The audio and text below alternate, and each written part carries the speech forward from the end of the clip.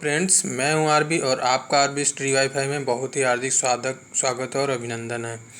दोस्तों, आज आपको सामान्य ज्ञान के टॉप 15 क्वेश्चन जो परीक्षा में बार बार पूछे जाते हैं, तो आपको आज ये बहुत ही इम्पॉर्टेंट क्वेश्चन कराए जाएंगे। मैं चाहूँगा दोस्तों, यदि आप चैनल पर पहली बार देख रहे हैं तो चैनल को सब्सक्राइब कर लें तथा बगल में लगी जो ये बेल आइकन है इसको भी प्रेस कर लें, क्योंकि दोस्तों आज हम आपको टॉप 15 क्वेश्चन करा रहे हैं, इसलिए आपको इसको ध्यान से देखना है और साथ में आपको पीडीएफ भी प्रोवाइड कराई जाएगी और भी फ्री में। और दोस्तों, जिन लोगों ने अभी हमारी सभी वीडियो को नहीं देखा है वो हमारी प्लेलिस्ट में जा कर के देख सकते हैं। तो दोस्तों, आज का हम पहला क्वेश्चन देखते हैं। क्या है? मृदा स्वास्थ्य कार्ड से किसानों को खेत में मिट्टी के कितने मानदंडों की जानकारी मिलेगी? तो इसमें आपको राइट आंसर बताना। इसका कौन सा राइट आंसर है? ये आपका 12 है। कितना है?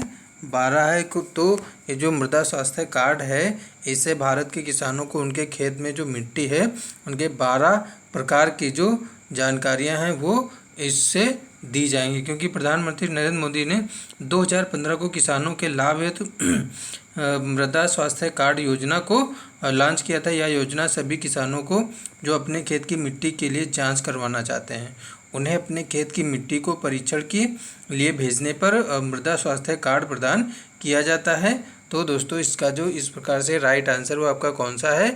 12 मानदंडों की जानकारी किसानों को मिलेगी। अगला प्रश्न देखते हैं, कौन सा है आपका? किसानों को लाभ पहुंचाने के लिए प्रधानमंत्री जी ने कौन योजना इनमें से शुरू की है? तो इनमें से जो योजना शुरू की है वो आपकी कौन सी है? फसल बीमा योजना। कौन सी है? फसल बीमा योजना है। तो इसके बारे में थोड़ा सा जान लेते हैं। जो ये योजना है, प्रधानमंत्री जी ने 13 जनवरी 2016 को प्रधानमंत्री फसल बीमा योजना के नाम से इसकी शुरुआत की थी। यह योजना किसानों की जो फसल है उसको प्राकृतिक आपदाओं के कारण से जो हानि हो जाती है उससे बचाने के लिए क्या क्या है, प्रीमियम का भुगतान देकर एक सीमा तक कम कराएगी जो उनकी जो आपदा से हुई हानि है उसको रिकवर कराएंगे। तो इस तरह से नेक्स्ट क्वेश्चन है, खरीफ फसलों के लिए कौन मौसम इनमें से अनुकूल होता है? जो खरीफ फसल होती है वो इनमें से जो मौसम है वो सबसे इनमें से कौन सा अनुकूल होता है? तो इसमें से आपको बताना है कि कौन सा मौसम अनुकूल होता है। इसका जो राइट आंसर है वो आपका कौन सा है? इसका जो राइट आंसर है गर्म और नम। कौन सा? गर्म और नम। तो इसके बारे में थोड़ा सा देख लेते हैं। खरीफ फसलों के लिए गर्म और नर्म मौसम की बहुत ही ज़्यादा आवश्यकता होती है, क्योंकि ये जो फसलें होती हैं तो इनकी जब बुआई होती है तो अधिक तापमान और अधिक क्या होती है, नमी की भी ज़रूरत होती है। और पकते समय इनमें कैसा वातावरण? सूखा यानी शुष्क वातावरण की आवश्यकता होती है। तो ये जो है उत्तर भारत में इनको कब? जून से जुलाई के बीच में बोया जाता है और अक्टूबर के आसपास काटते हैं। तो इस फसल के अंतर्गत जैसे जो फसलें आती हैं उनमें से थोड़ा सा बता देते हैं। कौन सी है? धान है, मक्का है, ज्वार है, बाजरा है, मूंगफली है और मूंग है। इस तरह से और भी कई फसलें होती हैं। अगला प्रश्न देखते हैं, निम्न में से कौन कभी भी उत्तर प्रदेश का राज्यपाल नहीं रहा इनमें से? तो इनमें से जो कभी भी नहीं रहा है उसमें आपको बताना है। तो इसका जो राइट आंसर है वो आपका कौन सा है? राइट आंसर इनमें से कौन सा है? जी हाँ दोस्तों, एनडी तिवारी जी। एनडी तिवारी जी कभी भी हमारे उत्तर प्रदेश के राज्यपाल नहीं रहे। तो इनके बारे में थोड़ा सा जान लेते हैं।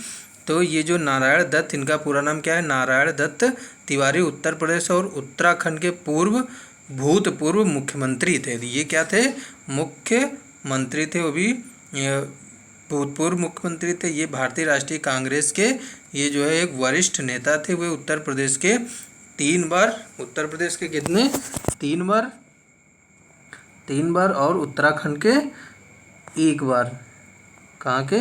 उत्तराखंड के 1 बार मुख्यमंत्री रहे। ये आंध्र प्रदेश के राज्यपाल के रूप में 22 अगस्त 2007 से 26 सितंबर 2000 तक जो है ये क्या रहे थे? राज्यपाल रहे थे। अब इनमें से जो मोतीलाल नेहरू इनके बारे में क्या 26 मई 1993 से 3 मई 1996 तक उत्तर प्रदेश के राज्यपाल रहे थे। और जो आपके बीबी गिरी हैं ये 10 जून 1957 से 30 जून 1960 तक उत्तर प्रदेश के राज्यपाल रहे थे।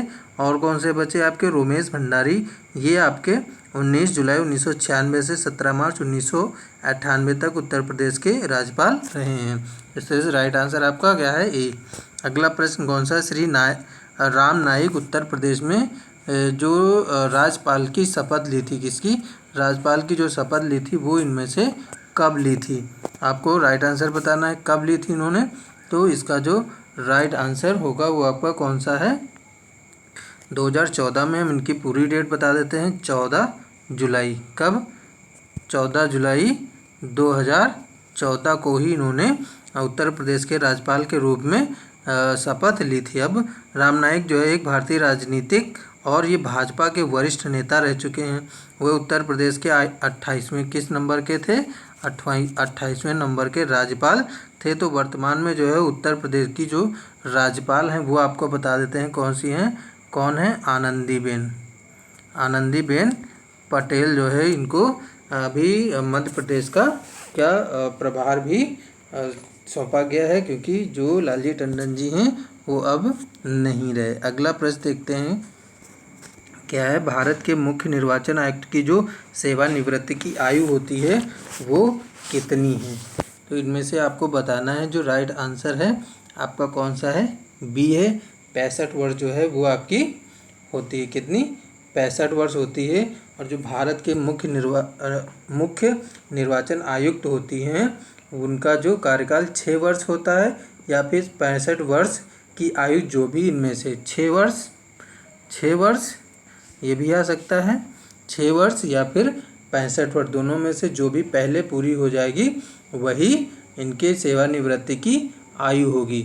और नेक्स्ट क्वेश्चन जो आपका है वो कौन सा है, भारतीय जनता पार्टी जो इस समय केंद्र की सत्ता में है तो वो उसकी जो स्थापना हुई थी वो कब हुई थी। तो इनमें से आपको बताना है कि भारतीय जनता पार्टी की स्थापना इनमें से कब हुई थी। तो ये हुई थी आपकी 1978 में हुई थी। भारतीय जनता पार्टी की स्थापना कब हुई थी 6 अप्रैल। पूरी डेट आप याद रखिएगा, कभी भी पूछा जा सकता है। 6 अप्रैल 1978 को हुई थी। 1980 में अटल बिहारी वाजपेयी के नेतृत्व में इसका गठन हुआ था। अटल बिहारी वाजपेयी भारतीय जनता पार्टी के अध्यक्ष थे, वो भी पहले अध्यक्ष थे। कौन से थे, फर्स्ट अध्यक्ष कौन थे भारतीय जनता पार्टी के, अटल बिहारी वाजपेयी। पहले आप भारतीय जनसंघ के रूप में थी, पहले इसका नाम जो था वो भारतीय जनसंघ था। और इसकी जो स्थापना हुई थी वो किसने की थी, श्यामा प्रसाद मुखर्जी ने की थी। अगला प्रश्न देखते हैं क्या है, Microsoft window, Mac OS and Linux, क्या है लाइनक्स जो है ये किसके उदाहरण हैं इनमें से। तो इनमें से उदाहरण किसके हैं ये देख लेना है आपको।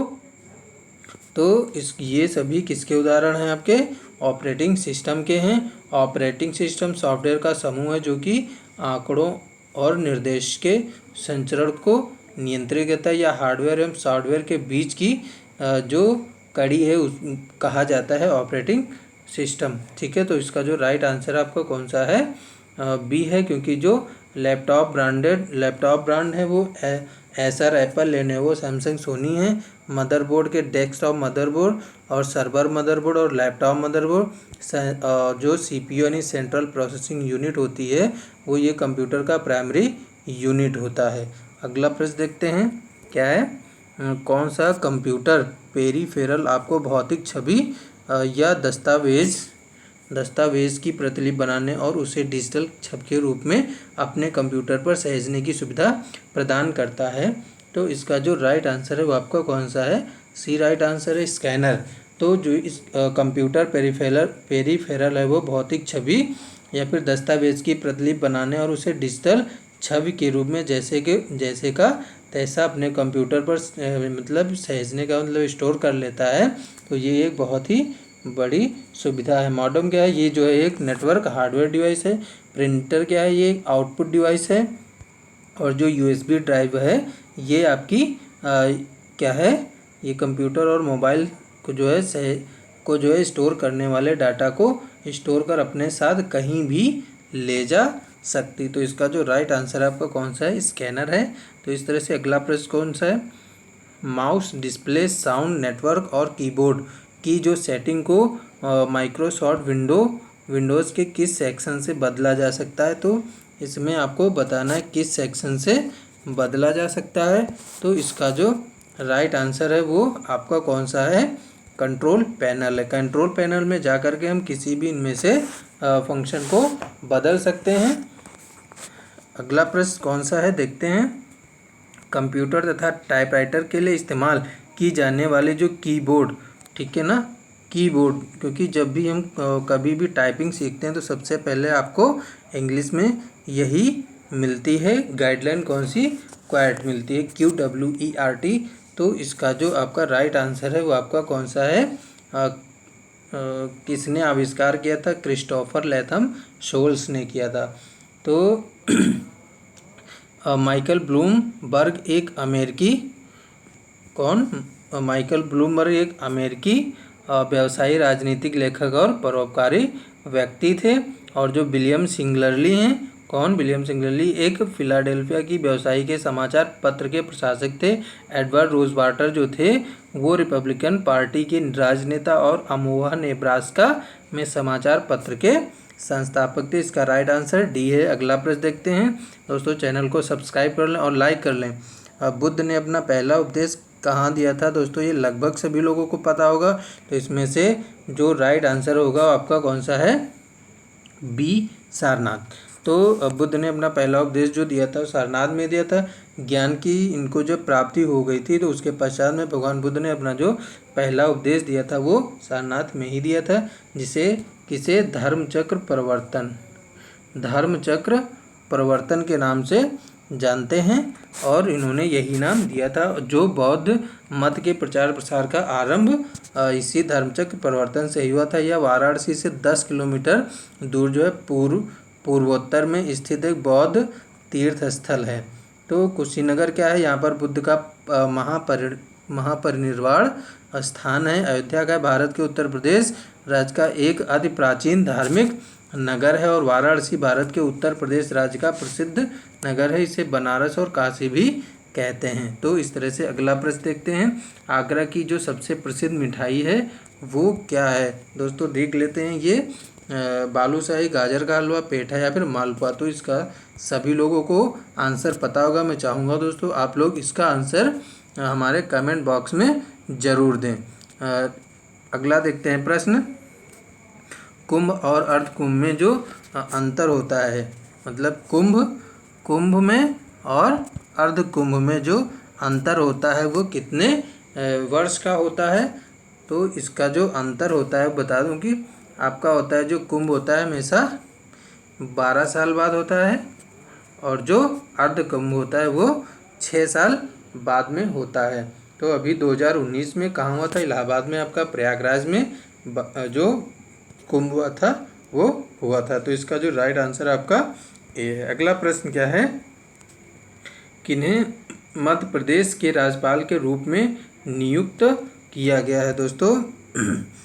अभी आपका जो राज्यपाल की मध्य प्रदेश की जो राज्यपाल हैं वो कौन है, आनंदीबेन पटेल हैं। वो उत्तर प्रदेश की भी हैं, क्योंकि अभी लालजी टंडन जी का क्या हुआ है, निधन हो गया है। तो इस वजह से जो वहाँ का प्रभार है वो किसको दिया गया है, आनंदीबेन पटेल को दिया है।